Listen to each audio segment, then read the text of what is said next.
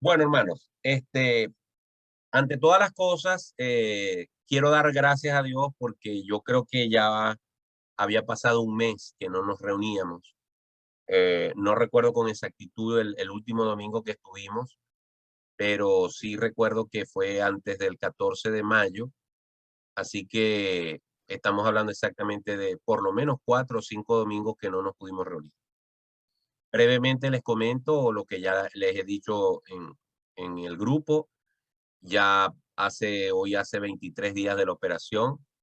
He logrado perder 26 libras, que traducidos a kilos son un poco más de 12 kilos. Eh, de verdad que me he sentido muy bien de salud. Ya tengo 2 semanas trabajando. Como ya les expliqué, me he entregado en cuerpo y alma al trabajo. En primer lugar, porque estoy muy agradecido con la empresa que me esperó. Como yo les he dicho, en este país no hay, no hay clemencia para con los empleados. El que va a trabajar cobra, el que no va a trabajar no cobra y el que se enferma se enfermó. Y sobre todo como yo, que no soy un empleado fijo, sino subcontratado, ellos no tenían razón para esperarme, mucho más bajo la presión tremenda que está teniendo ahorita el proyecto con el que estamos trabajando. Yo les voy a pasar un videíto que le pasé a un pastor amigo para que vean dónde trabajo yo y la cantidad de trabajo que tenemos. Y sin embargo, el jefe quiso esperarme y yo se lo agradezco mucho. Así que de, al- de alguna manera, pues yo quiero retribuirle a ellos esa paciencia que tuvieron conmigo y estoy trabajando de lunes a sábado un promedio de 12, 13, hasta 14 horas he trabajado esta semana. Pero en líneas generales me siento muy bien. Eh, como lo han dicho muchos de ustedes en el grupo, el Señor me complació, el Señor me concedió la posibilidad de satisfacer este anhelo que yo tenía de tener una forma de perder peso progresivamente y lo estoy logrando y de verdad que estoy agradecido al Señor. Pero sé que en este periodo han habido milagros también entre nosotros, porque muchos de ustedes se han enfermado, muchos de ustedes han pasado por momentos amargos y duros. La hermana Nelly, el hermano Richard, la hermana Belkeli, la hermana Indira, la hermana Maroa. Lamentablemente, hablando en términos humanos, nuestra hermana Teresa falleció producto también de la enfermedad. eh, y ha sido un tiempo duro para cada uno de nosotros y para ustedes en especial. Pero bueno, el Señor hasta el sol de hoy nos ha extendido su misericordia para con nosotros y le damos gracias al Señor por eso. Estoy viendo que la hermana Indira se conectó y quería saber si Indira nos está escuchando. Parece que no nos está escuchando la hermana Indira. Creo que nos puede ver, pero no nos escucha. Sí, escucho, Sí nos escucha. Ah, perfecto, perfecto. sí, Ah, bueno, magnífico, Indira. Lo que pasa es pastor, que, sí te escucho, ok, pero ok. no lo veo, no lo No, veo. no, no, puede ser que no me ve. Ahora sí me ves. Ahora sí me ves. A ver, lo que pasa es que como tengo la No, pantalla, todavía no me ves. no, veo lo que dice resumen, carta a los romanos. Pero tú te estás conectando con tu celular.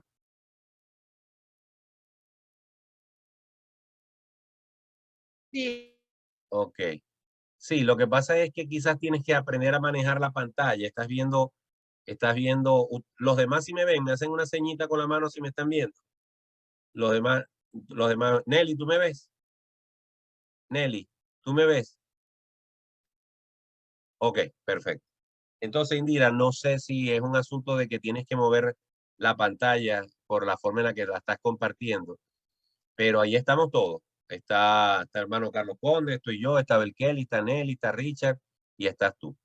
Pero bueno, lo más importante es que veas lo que me escuches y que veas lo que está en la pantalla. Esa es la parte más importante. Ok, yo voy a tener que reducir un poco la pantalla para yo poder leer lo que tengo en el fondo. Ok. Bien, entonces, bueno, en líneas generales, hermanos, le damos gracias a Dios porque hasta aquí nos ha traído y seguimos adelante. Eh, hoy quiero simplemente hacer un repaso breve de lo que hemos visto hasta ahora para que cuando el próximo domingo arranquemos con la continuación del estudio libro por libro, sepamos dónde estábamos parados. Así que hoy la reunión va a ser muy breve. La idea es repasar algunos datos importantes como para calentar motores de nuevo y tomar el hilo o retomar el hilo que habíamos dejado hace un mes atrás. Antes de comenzar, entonces vamos a tener un momento de oración, ¿ok? Y Ariani también se está conectando. Yo quisiera pedirle a la hermana Belkeli si puede abrir su micrófono y dirigirnos en oración, por favor.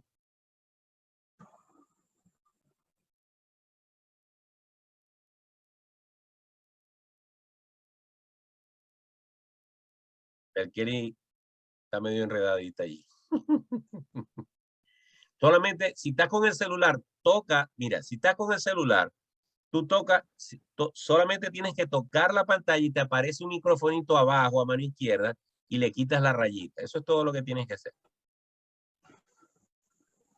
Ahora sí. Sí. Buenas tardes, pastor. Lo que pasa es que el teclado, el táctil está fallando mucho. Y le ok. daba y le daba y le daba y nada. Bueno, pero ya se abrió. Después que termine de orar, para que no le tengas que dar al teléfono, yo te voy a poner mute desde aquí, ¿ok? Ok, está bien. Vamos a orar entonces. Belkeli nos dirige. Okay. Amantísimo Padre Celestial, muchísimas gracias por este maravilloso reencuentro. Nuevamente, Señor, para seguirnos formando con nuestro amado pastor virtual. Muchísimas gracias porque realmente estamos formándonos y aprendiéndonos, Señor, para cumplir con tu mandamiento que es la gran comisión y no que simplemente estas enseñanzas se queden en nosotros, no, tenemos que compartirlas. Tenemos que enseñar a nuestro prójimo, especialmente a nuestra familia. Te pido que de una manera especial todo, nos dé sabiduría a todos para comprender claramente el mensaje que de manera tan sencilla y con tanta sabiduría nuestro pastor nos los enseña, que así nosotros lo asimilemos y que nos podamos conectar todos y no tengamos ningún problema ni de electricidad ni de falla y podamos asimilar todo para la gloria y la honra de tu nombre. Amén. Amén, amén. Muy bien, gracias, Belkeli. Muy bien, hermanos, si ustedes toman la Biblia, se van a dar cuenta que en el Nuevo Testamento los primeros 4 libros que aparecen son los evangelios. ¿Por qué? Bueno, porque el Nuevo Testamento precisamente se llama así, el Nuevo Testamento, porque es el nuevo pacto. Y la lógica dice que los evangelios arrancan con la base fundamental del mensaje de Jesús, quien fue quien trajo el evangelio del reino al mundo. Entonces, si analizamos el Nuevo Testamento, posiblemente la forma en la que fueron ordenados los libros fue ordenado por la importancia y el fundamento que tenían cada uno de esos libros, y los evangelios están por eso en primer lugar. Así que los primeros 4 libros del Nuevo Testamento son los evangelios, que son Mateo, Marcos, Lucas y Juan. Luego, en ese orden, sigue el libro de los Hechos. ¿Por qué el libro de los Hechos? Bueno, porque el libro de los Hechos contiene precisamente, como se le llama, los Hechos de los Apóstoles, toda la narrativa histórica de lo que sucedió a partir de la ascensión del Señor Jesucristo y el comienzo de la iglesia primitiva. Entonces, tiene sentido que después que se hable de los evangelios del Señor Jesucristo, lo lógico es que vaya el libro de los Hechos como una referencia histórica de todo lo que pasó después que Jesús ascendió a los cielos y prometió regresar. Pero en el orden de importancia, inmediatamente aparece la carta a los romanos. Es decir, que desde esta perspectiva de la importancia de los libros, si fue que fueron organizados así por su importancia, esto nos denota que de todas las cartas que están escritas en el Nuevo Testamento, perdón, de todas las cartas que están escritas en el Nuevo Testamento, la carta a los romanos está por encima de todas las demás. Está por encima de las otras 12 cartas que escribió Pablo y está por encima de las otras cartas como la carta a los hebreos, que no se sabe quién es el autor, y de las cartas del apóstol Pedro, las cartas del apóstol Juan, la carta de Santiago, etcétera, etcétera, y el Apocalipsis.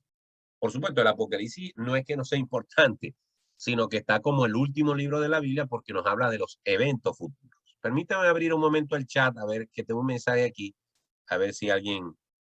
Ok, la hermana Mariela nos está diciendo que les había costado conectarse, pero ya la veo conectada. Bienvenida, Mariela y Carlos. Entonces, hago esta introducción para que recordemos cuando abramos nuestra Biblia, en especial en el Nuevo Testamento, que la carta de los Romanos está en 6º lugar porque definitivamente los únicos libros que le podían ganar en importancia eran los evangelios del Señor Jesucristo y el libro de los Hechos. Pero inmediatamente la carta de los Romanos, vamos a decir que está puesta como una platabanda, ¿verdad? Una platabanda que le da fuerza a todo lo que se va a construir en relación a la doctrina cristiana. ¿Por qué? Porque la carta de los Romanos está considerada como el mayor documento teológico del Nuevo Testamento escrito por el apóstol Pablo. Aquí en el PowerPoint que tengo voy a ir mencionando algunas cosas que luego yo les voy a pasar este PowerPoint para que lo tengan a mano. En primer lugar, siempre es importante destacar quién fue el autor. Ustedes dirán, pero bueno, si todos sabemos que el autor fue Pablo, ¿para qué mencionarlo? Si ya todo eso lo sabe cualquier párvulo de escuela dominical de la clase de 8 o 9 años, sabe que la carta del apóstol, la carta a los romanos la escribió Pablo. Sí, pero es importante decirlo porque aunque parezca mentira y aunque está más que claro que Pablo escribió esta carta, siempre hay algunos teólogos que tratan de cuestionar algunas cosas y es importante siempre resaltar que el autor de esta carta fue el apóstol Pablo y no otra persona. Y básicamente, si nosotros leemos Romanos capítulo 1, la primera palabra que aparece en Romanos es el nombre de Pablo. Es decir, que Pablo se define como el autor de la carta cuando la carta comienza con su nombre. Pablo, siervo de Jesucristo, llamado a ser apóstol, apartado para el evangelio de Dios. Y al final, después del versículo 1, él hace como que una explicación de todo lo que significa el ser apóstol y ser siervo de Jesús, ¿verdad? En el versículo 7 dice a todos los que estáis en Roma. Entonces, definitivamente el autor de la carta es Pablo. Sin embargo, en Romanos 16, 22, en Romanos 16, 22, al final de la carta, conseguimos este versículo. Romanos 16, 22, conseguimos lo siguiente. Un momento. Dice, yo Tercio, que escribí la epístola, os saludo en el Señor. Esto de Tercio es el nombre de una persona. Y luego cuando dice que escribí la epístola, os saludo en el Señor. Alguien podría decir, ¿por qué tú dices que el autor es Pablo si el hermano Tercio dice al final de la carta que quien escribió la epístola fue él? Bueno, porque cuando Tercio dice que él escribió la carta, se está refiriendo exclusivamente al acto físico de haber sido el que escribió, pero él lo único que hizo fue ser si no me equivoco, se dice amanuense. Es decir, él fue la persona que tomó el dictado, pero la carta fue escrita por el apóstol Pablo, inspirada por el Espíritu Santo. Y Tercio fue la persona que tomó el dictado, fue el que ayudó a escribir a Pablo. Hay una carta donde Pablo habla acerca de un aguijón que él tiene y que le había pedido al Señor 3 veces que le quitara ese aguijón. Ningún teólogo se pone de acuerdo en saber exactamente cuál era el aguijón de Pablo, pero muchos piensan que el problema de Pablo era un problema de una visión defectuosa. Pareciera que Pablo tuvo problemas de la visión, problemas en su vista, y es probable que Pablo haya necesitado de la ayuda de Tercio. Ya Pablo a estas alturas había pasado por muchos problemas, quizás su problema de visión se había hecho mayor, se había hecho más grave, y entonces él en esta ocasión utiliza a Tercio como la persona que lo ayudó a escribir la carta. Así que cuando Tercio simplemente se incluye al final de la carta, primero, lo más seguro es que lo hizo con la autorización de Pablo y segundo, hace la aclaratoria de alguna manera para que se sepa que él fue testigo, ¿verdad? Al ser el amanuense, al ser la persona que tomó el dictado, al ser la persona que escribió literalmente las palabras, él se está poniendo como testigo de que la carta fue escrita por el apóstol Pablo. Eso es importante, son detallitos que debemos tener siempre en cuenta. Sobre todo porque nos enseña la forma en la que fue escrita la palabra de Dios. En segundo lugar, tenemos la fecha. ¿Por qué la fecha es importante? Bueno, quizás si vamos a hacer un estudio un poquito de tipo teológico, histórico, es importante saber la fecha por el contexto y la hilación de los distintos hechos que vinieron sucediendo. Entonces, es importante entender que el apóstol Pablo escribió esta carta. Los teólogos no se ponen totalmente de acuerdo. O sea, no hay una fecha precisa de cuándo sucedió. Así que los teólogos, tomando datos de distintas partes, llegan a la conclusión de que esta carta se tuvo que haber escrito a finales del año 55 después de Cristo. O fue a principios del 56 o a finales de ese año o a principios del 57. Conclusión, esta carta en todo caso fue escrita entre el año 55 y el año 57. Incluso algunos llegan hasta el año 58. Pero vamos a decir que el promedio de todos es entre el año 55 y 56. Esto quiere decir que para el momento que Pablo escribió la carta, hacía 23 años, entre 22 y 23 años, que el Señor Jesucristo había ascendido a los cielos. Es decir, que ya había pasado más o menos unas 2 décadas y media, ¿verdad? Y Pablo ya tenía unos cuantos años en el ministerio. Es decir, que Pablo era un hombre que a estas alturas tenía en su cuerpo, como él mismo lo dijo, las marcas del evangelio. Era un hombre que había ya sufrido bastante y había hecho varios viajes misioneros. ¿Dónde se escribió la carta? Bueno, la carta aparentemente todo indica que fue escrita desde Corinto, en Grecia. Y se cree que fue allí por las personas que Pablo menciona al final de la carta, pero especialmente porque vamos a ver lo que dice el versículo 16, capítulo 16, versículo 23. Dice Romanos 16, 23. Os saluda Gayo, hospedador mío y de toda la iglesia. Es decir, evidentemente en el momento de escribir esta carta, el apóstol Pablo se estaba quedando en casa de Gayo. Pero si nosotros vamos a 1 Corintios 1:14, no tienen por qué buscar la cita. Yo la busco y se las leo. En 1 Corintios 1:14 dice, doy gracias a Dios de que a ninguno de vosotros he bautizado, sino a Crispo y a Gayo. Es decir, que cuando Pablo le está hablando a los corintios, le está diciendo que de esa iglesia él nomás ha bautizado a 2 personas, de la iglesia de Corinto, a Crispo y a Gayo. Por ahí atamos que Gayo era miembro de la iglesia de Corinto. Y si Pablo se estaba quedando en la casa de Gayo, es porque estaba en la ciudad de Corinto. ¿Ok?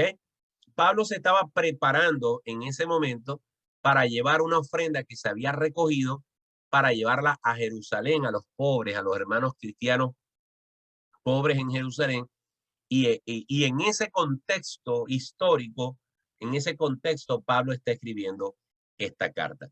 No hay forma de saber cuántos días le tomó a Pablo escribir esta carta. Evidentemente, semejante documento teológico no pudo haber sido escrito en un solo día. Quizás se llevó algunas semanas. Son elucubraciones que uno puede sacar. Pero tomando en cuenta también que él está hablando inspirado por el Espíritu Santo, también es lógico pensar que quizás en pocas semanas o pocos días él pudo haber escrito y haber dictado la carta, en este caso a Tercio, y haberla culminado. Ahora hablemos un poco de los destinatarios de la carta. Y yo quiero detenerme por enésima vez en este punto, porque ya yo lo he explicado en las clases que hemos tenido hasta ahora. Y es importante que nosotros mantengamos latente, escuchen bien, es importante que tengamos latente quiénes fueron los receptores de esta carta. ¿Por qué la carta se llama Carta a los Romanos? Bueno, porque está siendo escrita a los que habitan en Roma, pero no es que se la está escribiendo a todos los romanos de la ciudad de Roma, incluyendo a los inconversos y a los impíos. No, se llama Carta a los Romanos porque se la está escribiendo a los creyentes que viven en Roma. Eso es el primer punto que debemos dejar claro. Se llama Carta a los Romanos porque es dirigida a los creyentes en Roma. Hay divergencias si en Roma había una sola iglesia o habían distintas congregaciones. Es evidente, ¿verdad? Sobre todo porque ya habían pasado, como lo dije hace unos minutos, habían pasado 20 y pico de años del establecimiento de la iglesia sobre la tierra. Era evidente que habían por lo menos entre 2 y 3 congregaciones en Roma. De tal manera que cuando esta carta es dirigida a los romanos, posiblemente fue una copia para cada una de esas congregaciones para que cada una de ellas pudiera saber lo que Pablo quería escribir. Lo que quiero decir es que en Roma posiblemente habían 2 o 3 o más congregaciones donde se reunían estos cristianos y es probable que Pablo tomó eso en cuenta para que una copia de estas cartas le llegara a cada uno de ellos. Pero en general le está escribiendo a la iglesia que está en Roma. Es importante no mezclar, no confundir el hecho de que fue escrita a los romanos y que alguien por confusión o por mala intención pretenda decir que esta era la iglesia católica, ¿ok? Porque ustedes saben que la iglesia católica se llama Iglesia Católica Apostólica y Romana. Evidentemente la iglesia católica tiene como sede principal a Roma, porque fue en Roma, capital del imperio, donde el emperador Constantino decretó, estableció que la iglesia cristiana fuera la nueva religión del imperio. Entonces, por supuesto, ahí surge la iglesia católica como la iglesia, digamos, del imperio y la iglesia universal. Pero eso ocurrió 3 siglos después de este momento en que esta carta está siendo enviada y leída a los romanos. Entonces, no debe confundirse una cosa con la otra. La iglesia que recibió en Roma, esta carta es una iglesia cristiana, cristocéntrica. Es una iglesia, vamos a decirlo así, evangélica. Es una iglesia protestante, es una iglesia cristiana. Es una iglesia que no tiene nada que ver con la religión católica. Acuérdense que la religión católica es el surgimiento de una iglesia que es producto de un acto político, de un acto de un gobernador que establece así de forma, digamos, arbitraria. Un momentito. ¿Qué pasó?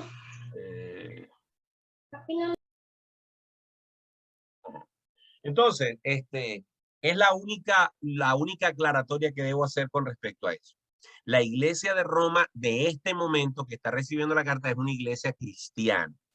No tiene nada que ver con la iglesia católica. Lo otro que tenemos que decir, y esta es la parte que quiero subrayar más que cualquier otra, es que la carta es escrita a los cristianos que están en Roma, pero estos cristianos estaban conformados por 2 culturas fundamentalmente distintas. ¿Ok? ¿Quiénes son estas 2 culturas? Ya lo hemos dicho y es importante resaltarlo porque en los primeros capítulos, y básicamente en toda la carta, pero en los primeros capítulos Pablo los menciona varias veces. ¿Ok? Estos 2 grupos que forman a los creyentes en Roma son los judíos y los gentiles. Los judíos y los gentiles. Me voy a tomar la libertad de leer lo que dice allí en la parte de destinatarios para después de leerlo explicarlo un poquito más. Dice lo siguiente: está establecido que había judíos viviendo en Roma. Aclaro, judíos viviendo en Roma. ¿Por qué había judíos viviendo en Roma? Bueno, porque los judíos eran un pueblo que había empezado a moverse y a andar por distintas partes de la tierra. Entonces, ellos eran judíos porque practicaban el judaísmo, practicaban la ley mosaica y porque los judíos siempre se casaban unos, o sea, entre ellos mismos para conservar el linaje de Abraham, etcétera, etcétera. Entonces, los judíos siempre han sido un grupo no solamente religioso, sino también desde el punto de vista del linaje como tal, como una raza que entre ellos mismos se casan para conservar sus tradiciones y su linaje ancestral. ¿Ok? Entonces, estos judíos estaban viviendo en Roma en ese tiempo. Y dice ahí, y que los judíos que habían creído en Cristo dieron a los romanos la tradición que se debía profesar a Cristo, pero, importante esto, pero manteniendo la ley, es decir, la Torá. Yo les he dicho a ustedes, y esa es la razón por la que Pablo tuvo que escribirle a los Gálatas y también a los romanos, que el problema de los cristianos judíos que aceptaron a Jesucristo como el Mesías, los que recibieron y aceptaron que Jesús había sido el Mesías prometido, el problema es que muchos de ellos decían, sí, Cristo es el Mesías, Cristo es el Señor, pero yo no voy a dejar de practicar el judaísmo y yo no voy a dejar de confiar en la ley. Entonces ahí empezaba a haber un problema de tipo religioso, porque se mezclaba el mensaje poderoso de Jesucristo, que es por medio de la fe, de la salvación por medio de la fe y no de las obras, se mezclaba con la práctica de la religión judaica. Y al mezclar estas dos cosas, al mezclar el mensaje del evangelio con esta práctica judaica, estas prácticas mosaicas, esta religión mosaica, entonces se provocaba una deformación del evangelio. Por eso es que el apóstol Pablo condena a los cristianos o las personas que pretendían pervertir el evangelio mezclando la gracia con la ley. ¿Ok? Entonces, en Roma se estaba presentando una situación similar. No es casualidad que cuando Pablo aborda en los capítulos 1, 2 y 3, que ya hemos visto y ahorita los vamos a repasar, no es casualidad que Pablo ataca ese problema, quizás no con la vehemencia y con la ofensa que había sentido Pablo con respecto a los Gálatas, pero sí ataca el asunto de confiar en la ley. Y luego dice aquí en este primer párrafo que estaba leyendo, uno no debería condenar a los romanos, sino alabar su fe. Esto es importante lo que conseguí, porque esto que estoy leyendo no es de mi escritura, lo tomé del internet. Dice, uno no debería condenar a los romanos, sino alabar su fe. ¿Por qué? Porque sin ver signos o milagros y sin ver a ninguno de los apóstoles, ellos, sin embargo, aceptaron la fe en Cristo, aunque según un rito judío. Me explico. Lo que quiere decir la persona que escribió esto es lo siguiente, que los romanos, estando tan distantes de Jerusalén, que fue el epicentro del evangelio, los romanos, los creyentes en Roma, que nunca habían visto a ninguno de los apóstoles, sino que recibieron el evangelio por estos judíos que se convirtieron, ¿ok? Ellos, sin embargo, abrazaron la fe cristiana. Ahora, recuerden lo que ya yo he dicho en otras oportunidades. Roma era la capital del Imperio Romano. En Roma había una mundanalidad típica de cualquier metrópolis de la época. Acuérdense que es el mundo helénico, es el mundo romano, donde hay un dios o un ídolo en cada esquina, donde se practicaban orgías, donde se practicaba la gula, donde se practicaba el adulterio, la fornicación, donde había una liberalidad que es típica de las metrópolis, no de ahora, de este tiempo, sino de toda la humanidad, ¿verdad? La gente vivía como le daba la gana.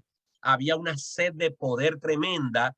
Entonces, creer en Cristo en medio de una nación tan cosmopolita en la Nueva York de ese momento era realmente loable. Por supuesto que ese trabajo lo hace el Espíritu Santo, pero hay que reconocerle a esos creyentes romanos que lo hicieron sin haber tenido un Pablo, un Pedro, un Juan que les predicara directamente, sino que por medio de estos judíos que se habían convertido a Jesucristo, a pesar de que practicaban muchas cosas de la Torá, sin embargo, habían recibido la fe.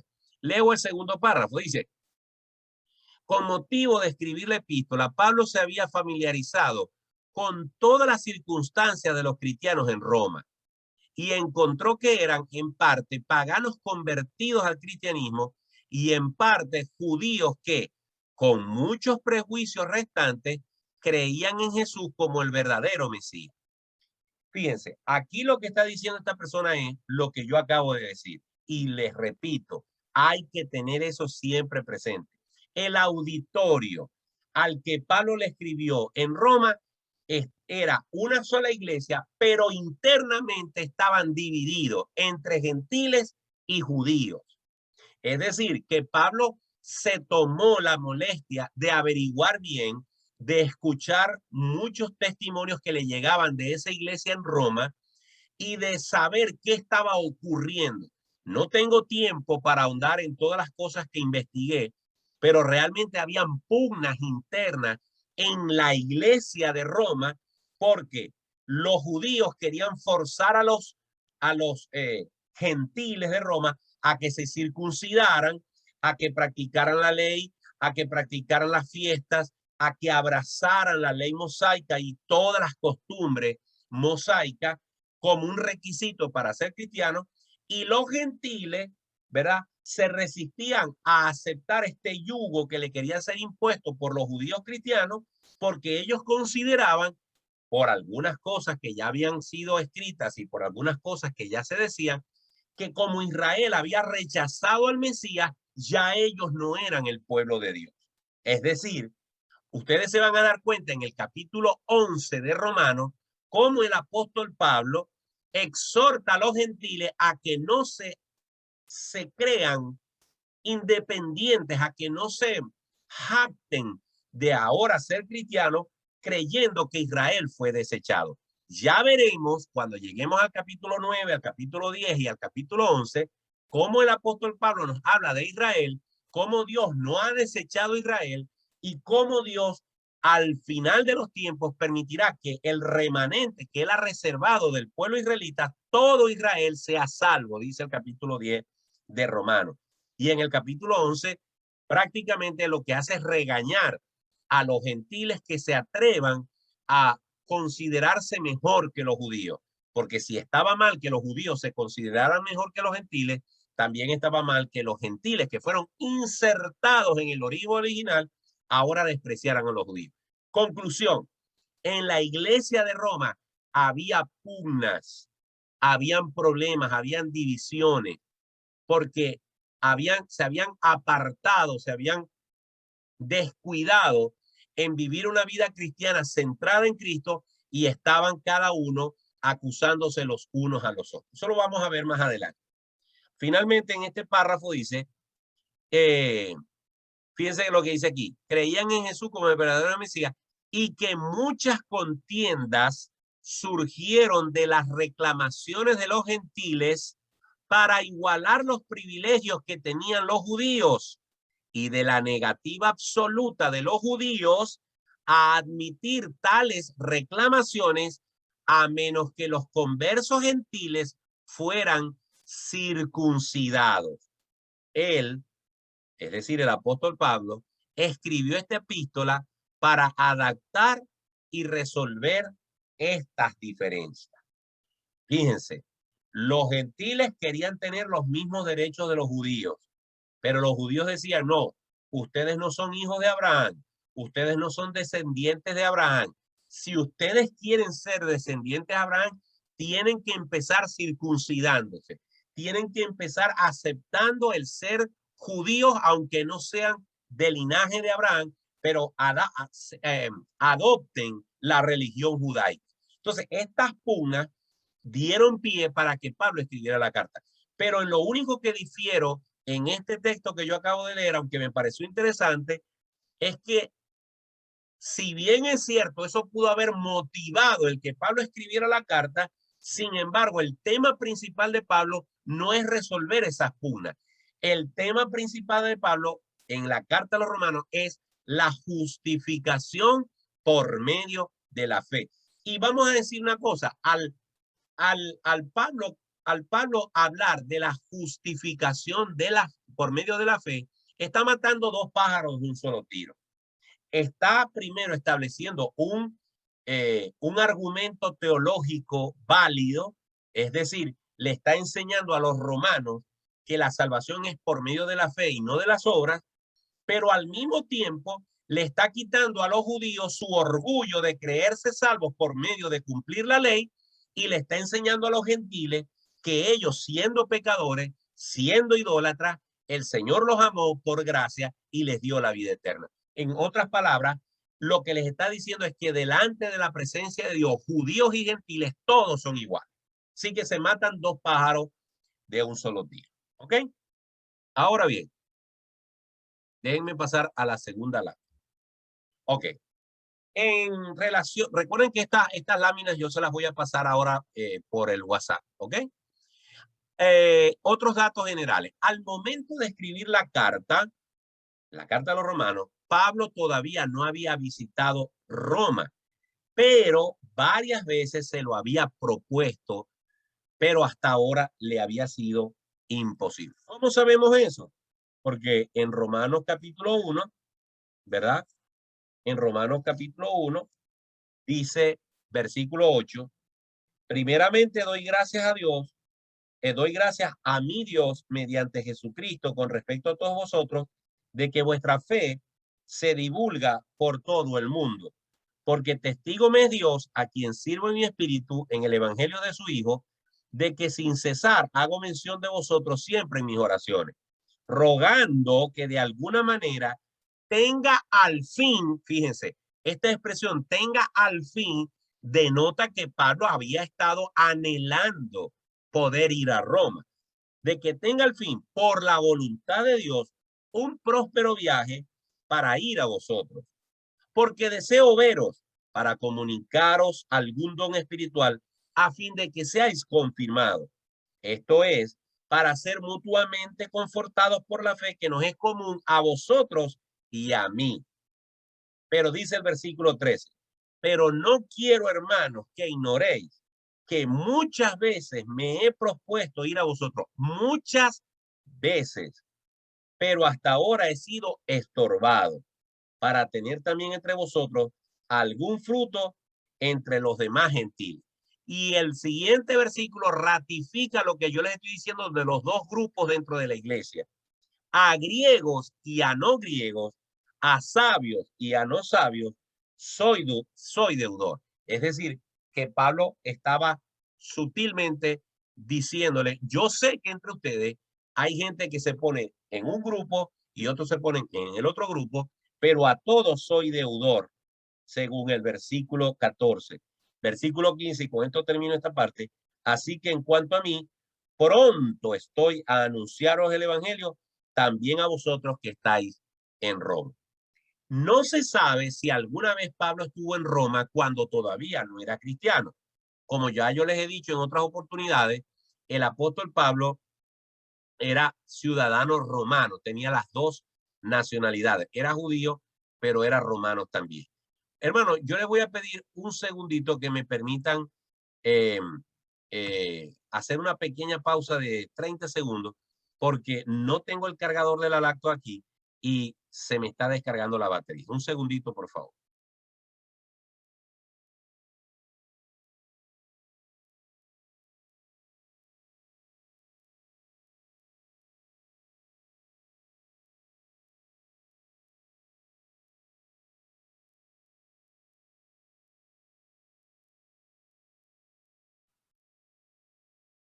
Ok, entonces, seguimos.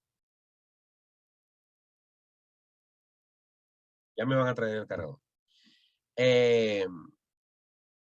Entonces ya dijimos que Pablo había querido ir varias veces a Roma y se lo manifiesta claramente a los hermanos.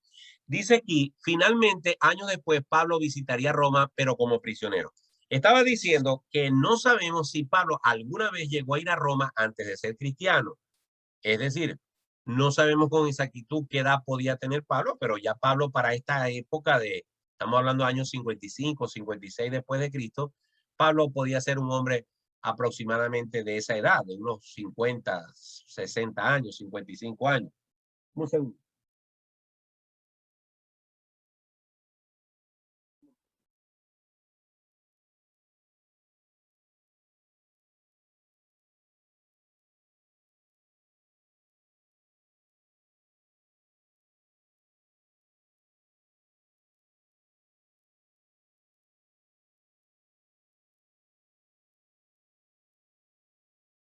Ok, justo a tiempo porque ya estaba muriéndose la lata. Pero lo cierto es que como cristiano, como apóstol, él no había tenido la oportunidad de estar en Roma. Y al final, si ustedes buscan el capítulo 28 de Hechos, ahí se nos narra cómo Pablo llega finalmente a Roma después de muchas situaciones adversas. Pero el problema es que ya cuando Pablo llega a Roma, no llega libre, sino que llega como prisionero del Imperio Romano y tiene que hacer incluso una defensa de su ministerio allí en Roma. Pero, y yo quisiera que, si ustedes lo quieren, lo buscan un momento allí. En Hechos capítulo 28, hay algo que me llama la atención. Dice en Hechos 28, versículo 11. Pasado 3 meses, nos hicimos a la vela. Acuérdense que Hechos lo escribe Lucas. Lucas es el que escribe el libro de Hechos y lo está narrando él. Entonces, dice Lucas, pasado 3 meses, nos hicimos a la vela, es decir, se lanzaron al mar en un barco, en una nave alejandrina que había invernado en la isla, la cual tenía por enseña a Castor y Polux. Y llegados a Siracusa, estuvimos allí 3 días. De allí, costeando alrededor, llegamos a Regio y otro día después, soplando el viento sur, llegamos al segundo día a Puteoli, donde esta parte es la que me llamó la atención, donde habiendo hallado hermanos, nos rogaron que nos quedásemos con ellos 7 días y luego fuimos a Roma. Es decir, ya ellos estaban en la península itálica, en lo que hoy en día es Italia, ¿verdad? De donde oyendo de nosotros los hermanos, salieron a recibirnos hasta el foro de Apio y las 3 tabernas, y al verlos, Pablo dio gracias a Dios y cobró aliento. Es decir, que alguien logró hacer llegar la noticia a Roma de que Pablo venía hacia Roma. Y entonces los hermanos salieron al encuentro de Pablo. Y lo que me llama la atención es el versículo 15, y es que Pablo, cuando vio a esos hermanos, ¿verdad?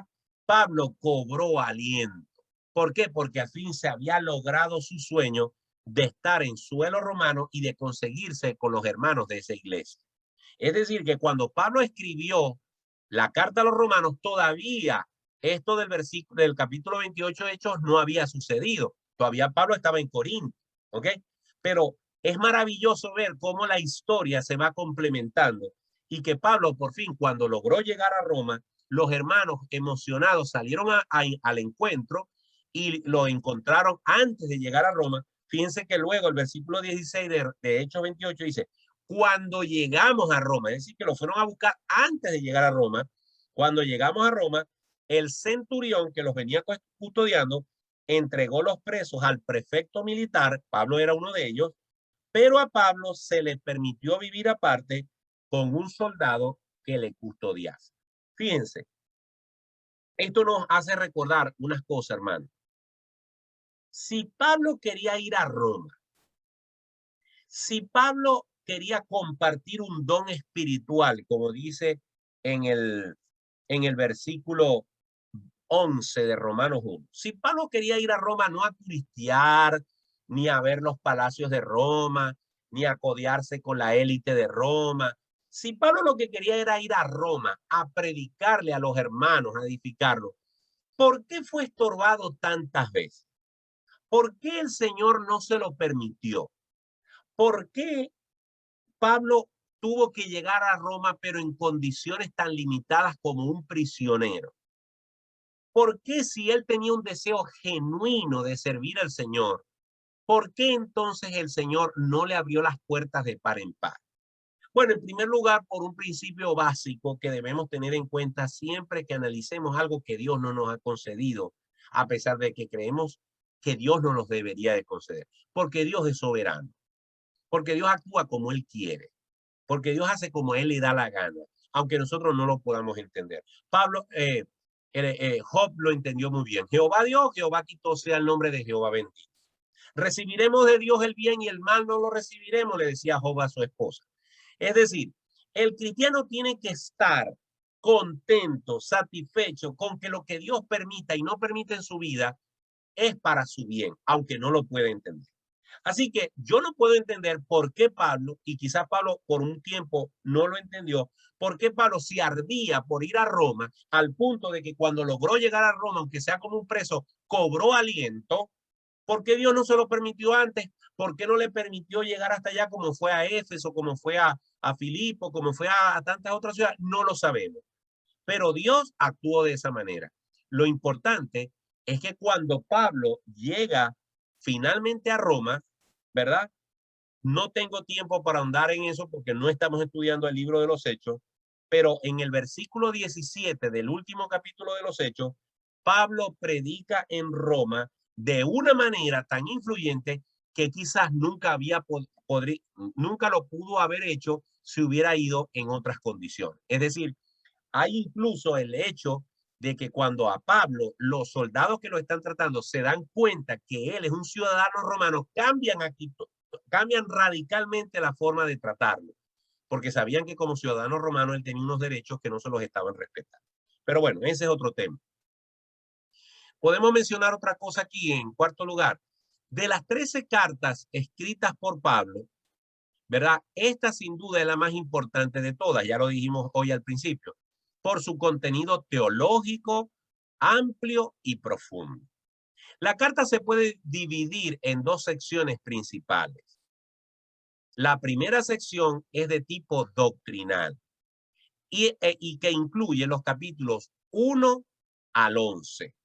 Desde el capítulo 1 hasta el capítulo 11, Pablo hace una disertación doctrinal sobre varios temas, en especial la justificación por medio de la fe, y los capítulos 9, 10 y 11, cómo Dios trató con Israel y cómo para llamar a celo a Israel, incluyó a los gentiles, los insertó en el olivo original.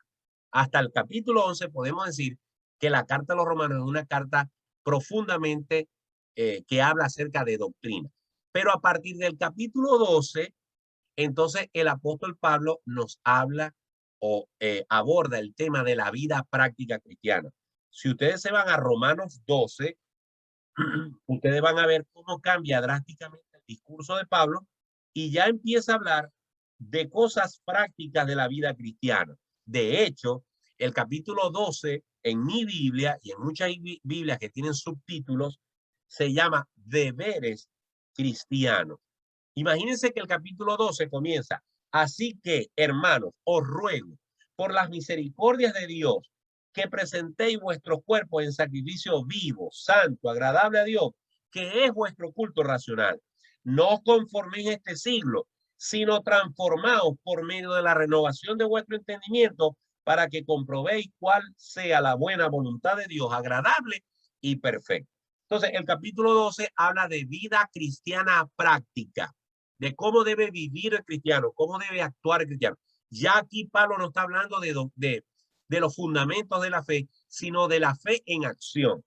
El capítulo 13 nos habla acerca de cómo el cristiano se debe someter a las autoridades civiles, cómo se deben tratar a los débiles en la fe, y cómo el evangelio es para los gentiles, cómo Pablo se propone ir a Roma, etcétera, etcétera. Entonces, hay dos secciones en la carta a los romanos.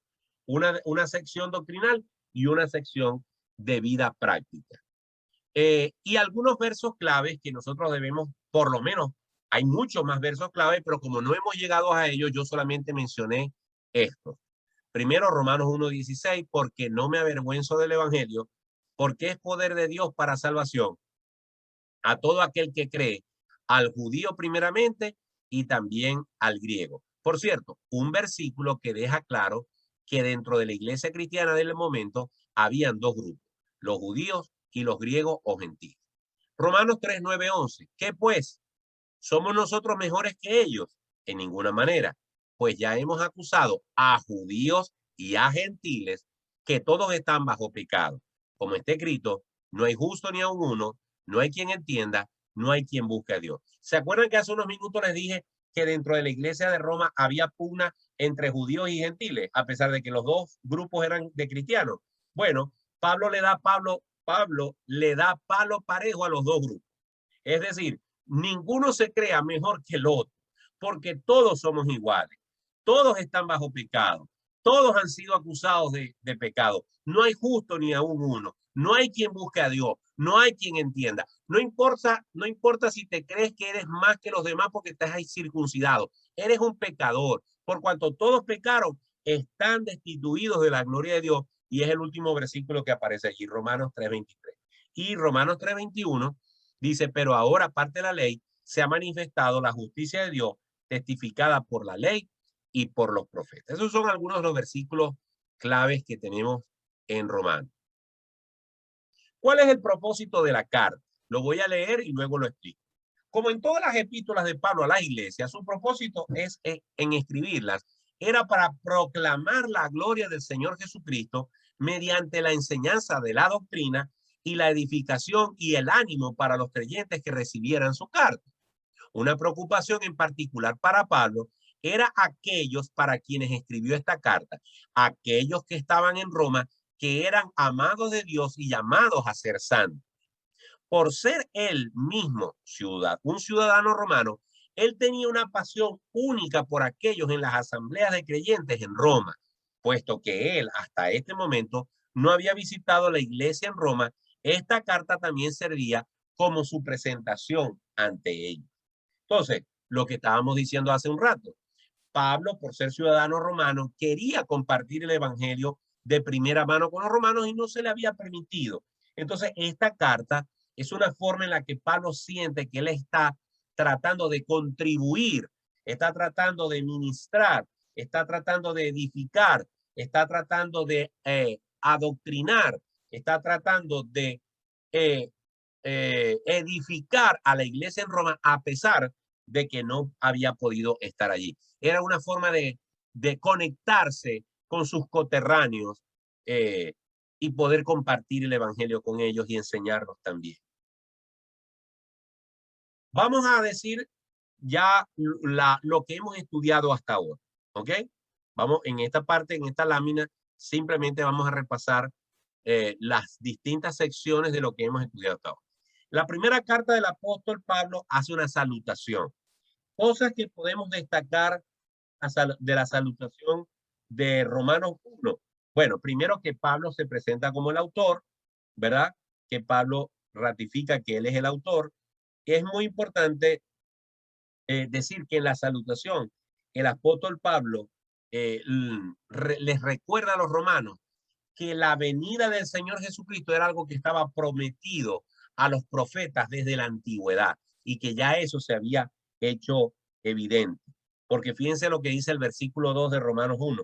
Dice que él había prometido antes por sus profetas en la Santa Escritura acerca de su Hijo, nuestro Señor Jesucristo, que era el linaje de David según la carne, que fue declarado Hijo de Dios con poder, según el Espíritu de Santidad, por la resurrección de entre los muertos y por quien recibimos la gracia y el apostolado para la obediencia a la fe en todas las naciones por amor de su nombre.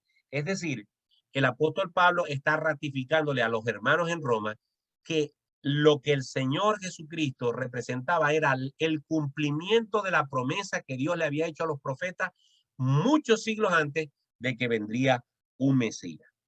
Luego Pablo manifiesta, como ya hemos hablado hasta la saciedad, su deseo de visitar Roma. No voy a ahondar en eso porque ya lo hemos hablado. Luego habla del poder del evangelio, porque no me avergüenzo del evangelio, porque es poder de Dios para salvación a todo aquel que cree, al judío primeramente y también al griego. ¿Por qué dice Pablo que el evangelio es poder de Dios primeramente al judío y luego o también al griego? ¿Por qué pone al judío primero y por qué al griego después? Bueno, hermano, tenemos que ser bien concretos en esto. Cuando Dios estableció la promesa para Abraham, ¿verdad? Hasta ese momento no habían pueblos judíos como tal, ¿verdad? Dios se hizo un pueblo a partir de Abraham. Es decir, Dios escogió soberanamente a un hombre de Ur de los Caldeos llamado Abraham. Hasta ese momento no había un pueblo que fuera Israel, no existía una raza llamada la raza judaica, no existían los judíos como tal, no existía el pueblo hebreo como tal. El papá de los hebreos se llama Abraham. Incluso Abraham tuvo un hijo que ustedes saben muy bien que era un hijo producto de la premura que tuvo Sara en no confiar al principio en las promesas de Dios y le pidió a Abraham que se acostara con su sierva y Abraham tuvo un hijo que se llamó Ismael. Fue el primogénito de Abraham. Pero ya nosotros dijimos en uno de los estudios que cuando Dios se refería a Isaac, le decía, y lo dijimos cuando leímos Génesis 22, cuando Dios mandó a Abraham a que le sacrificara a su hijo, ¿verdad? Y Abraham llegó hasta el sitio, preparó el holocausto, puso al hijo sobre el holocausto, levantó el cuchillo para degollarlo. El Señor desde el cielo le dice, Abraham, Abraham, no le causes daño al muchacho, porque ya sé que no me has negado a tu hijo, tu único. Me llama la atención eso. Busquen Génesis capítulo 22 y luego lo leen para que vean que ahí dice, no me has negado a tu hijo, tu único. ¿Por qué Dios le dice a Abraham, tu único, si él había tenido otro hijo? Porque para los planes de Dios, el que contaba era Isaac, no Ismael. ¿Ok? Entonces, el pueblo de Israel, el pueblo hebreo, sale nada más y nada menos de un hombre que Dios lo escogió para que de su simiente se creara todo un pueblo, toda una nación. Primero Abraham como padre, luego Isaac como hijo, luego Jacob como nieto, luego los hijos de Jacob, ¿verdad? De donde salen las 12 tribus de Israel. Luego ese pueblo se queda preso, se queda como esclavos en Egipto por 430 años. Ya para ese momento, después de 430 años, se habían convertido en 1 millón de personas. Luego Moisés, que era descendiente de esos judíos que nacieron en Egipto, los dirige hacia afuera de Egipto y los lleva en camino a la tierra prometida, y ya sabemos toda la historia de la nación judaica, de la nación de Israel, de la nación hebrea, ¿verdad? Muy bien. ¿Por qué entonces Pablo dice, primeramente al judío? Porque el Mesías tenía que venir de Israel, tenía que venir de ese pueblo. Así que los que tenían el derecho a comer primero de ese fruto, de ese manjar, de un Mesías, era el pueblo judío. Por eso dice al judío primeramente y también al griego. Es decir, que se cumple lo que Dios le dijo a Abraham. En ti serán benditas todas las naciones de la tierra. Pero quien lleva la batuta, quien está al frente de todas esas naciones, ¿quién es? Israel, la nación hebrea. Por eso es que yo, como muchos otros, creemos que Israel como nación, como pueblo, como linaje, sigue teniendo una relación fundamental con Dios. Dios no los ha desechado. Su promesa para Israel sigue siendo perpetua y la conservará hasta el final de los tiempos, con todo y que algunos puedan decir que ya Israel no es el pueblo de Dios. ¿Ok? Entonces es muy importante ver esa expresión, primeramente al judío y después al griego. Incluso en Juan capítulo 1, versículo 11 dice, A los suyos vino y los suyos no le recibieron. ¿Por qué se refiere a los suyos no le recibieron? Porque Jesús vino a su pueblo, a la nación, al pueblo hebreo, de donde había sido prometido que él vendría como Mesías, pero ellos lo rechazaron. ¿Ok? Incluso esa es la razón porque en el capítulo 9, 10 y 11 de Romanos, Pablo aborda el tema de Israel, porque Pablo está hablando de cómo Israel ha sido terco y necio al no recibir al Mesías, pero también Pablo en esos capítulos habla de la esperanza de que Dios tiene un remanente y que ese remanente hebreo, ese remanente israelí, va a ser salvo al final de los tiempos. ¿Ok? Eso es importante. La otra cuestión es la culpabilidad del hombre. Y aquí entramos en la parte fundamental de la carta. Pablo, en este pasaje que va desde que aborda el capítulo 1, versículo 18 hasta el final, Pablo presenta el acta de acusación de que los hombres son culpables delante de Dios y que los hombres van a ser castigados y están siendo castigados por Dios por su culpabilidad. Así que ese pasaje nos deja claro cómo el hombre, y básicamente el resumen es este, que el hombre escogió primero adorar a cualquier cosa menos que a Dios. Prefieren adorar animales, prefieren adorar pedazos de palo, prefieren adorar cualquier cosa que se les presente, cualquier ídolo, cualquier manifestación esotérica, cualquier manifestación metafísica, cualquier visaje, cualquier cosa antes que adorar a Dios. Y por eso las vírgenes, y por eso los José Gregorio Hernández, y por eso todos los ídolos que han surgido a través de los siglos, el hombre prefiere adorar eso que adorar al Dios invisible. Y eso los hace culpables delante de él.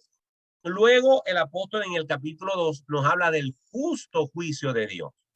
Es decir, que Dios va a aplicar su justicia y no va a tener por inocente al culpable. Luego, al final del capítulo 2, el apóstol Pablo nos habla acerca de los judíos y la ley. Y en esta parte, Pablo se concentra en abordar algo que aborda también en Gálatas, y es que los judíos tienen que entender que la ley no los puede salvar y la ley no les permite ser reconciliados con Dios, que la ley fue dada como una regla, como un termómetro, como una forma en la que el hombre pudiera entender cómo Dios quería que vivieran, pero que el hombre no puede satisfacer los estándares de Dios por sí mismo. Pero lamentablemente los judíos insisten en creer que sí pueden y por eso es que confían en que cumpliendo la mayor parte de la ley, Dios los va a perdonar y eso es un error. El equivalente a eso es un católico, el equivalente a eso es a cualquier religioso que cree que por portarse bien, Dios lo va a tener que perdonar y recibir en el cielo porque fue una buena persona. Pero no hay forma de que tú te puedas presentar delante de Dios con pecados, con buenas obras, y que Dios por estas buenas obras te tape los pecados que cometiste. No hay forma de hacer ese trueque con Dios.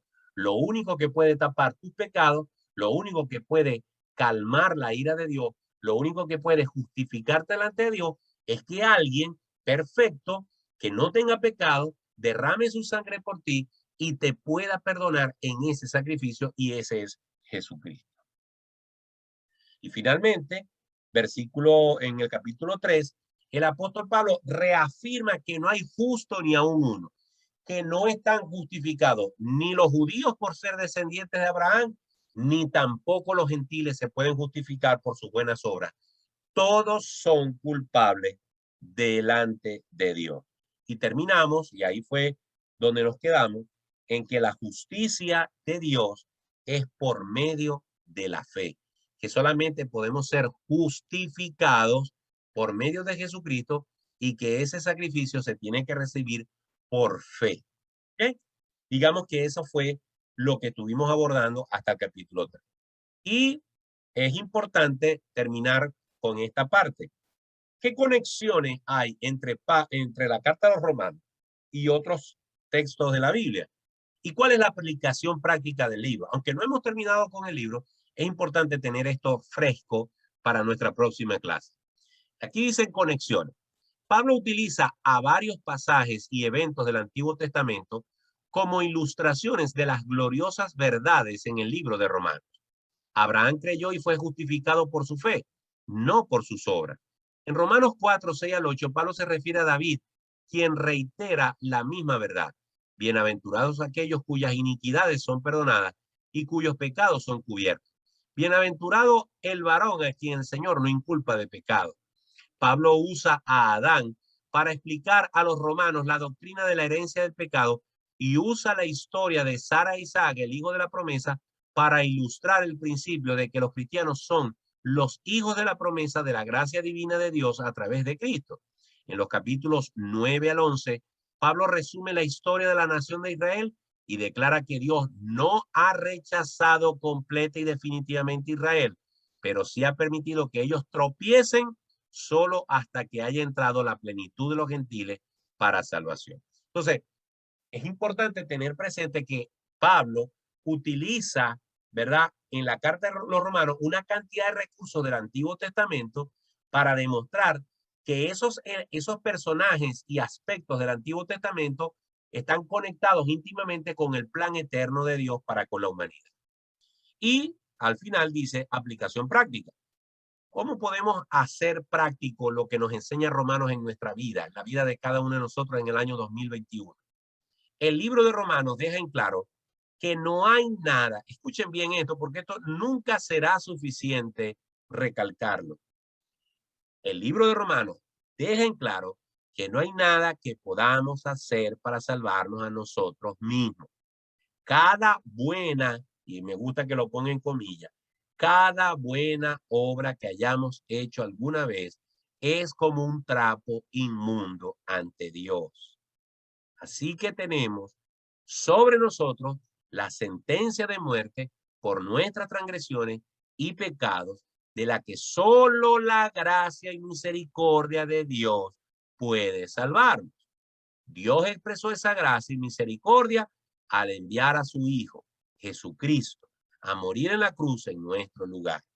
Cuando entregamos nuestras vidas a Cristo, ya no somos controlados por nuestra naturaleza de pecado, sino que somos controlados por el Espíritu.